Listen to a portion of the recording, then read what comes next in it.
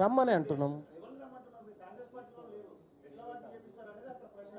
నా office open చేసి ఉంది. దానికి ఓవర్ యాక్షన్ చేయకు కానీ జరాలు అది బంద్ చేయి అది తెలుస్తూనే ఉంది కానీ బంద్ చేయి తమ్మి, బంద్ చేయి. క్వశ్చన్ అడిగినా ఆమె, క్వశ్చన్ అడిగింది ఆమె, నీకే కాదయా.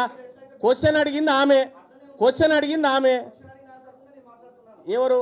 నీ క్వశ్చన్ ఏందో అడుగు, నీ క్వశ్చన్ అడుగు బాయ్ సాబ్, నీ క్వశ్చన్ ఏందో అడుగు ఫస్ట్.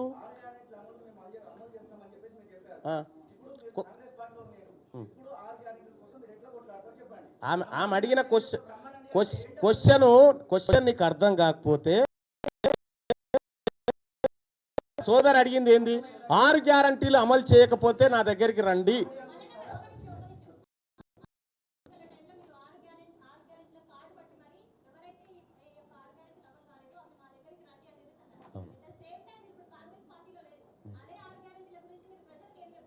నా దగ్గర రండి, కొట్లాడడానికి సిద్ధంగా ఉన్న ప్రజలకి. ప్రభుత్వంతో కొట్లాడతాం, హామీలు ఇచ్చిన వాళ్ళతోటి.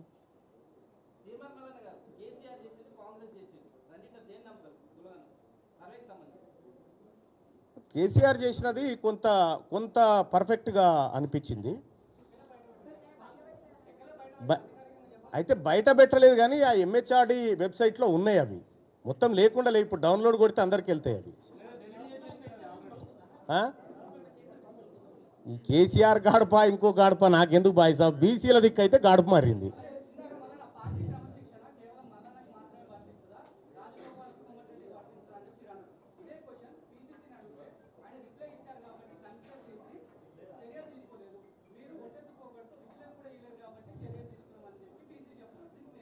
ఇప్పుడు నా దగ్గర వీడియో ఉంది, నేను రిప్లై ఇయ్యలేదని చెప్పి ఆయనే చెప్పిన వీడియో ఉంది, వింటావా?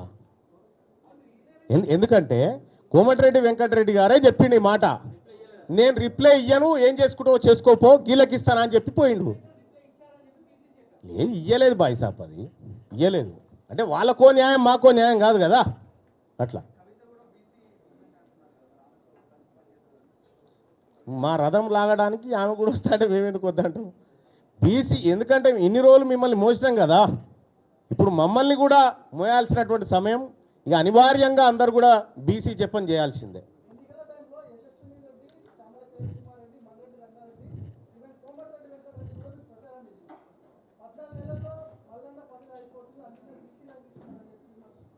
ఒకటి ఆ రోజు వాస్తవానికి కాంగ్రెస్ పార్టీ అభ్యర్థులు గెలిస్తే, కేంద్రంలో కాంగ్రెస్ పార్టీ అధికారంలోకి వస్తే కులగణన జరుగుతుంది అనేటువంటి ఒక బలమైన ఆకాంక్ష మాలో ఉన్నమాట వాస్తవం.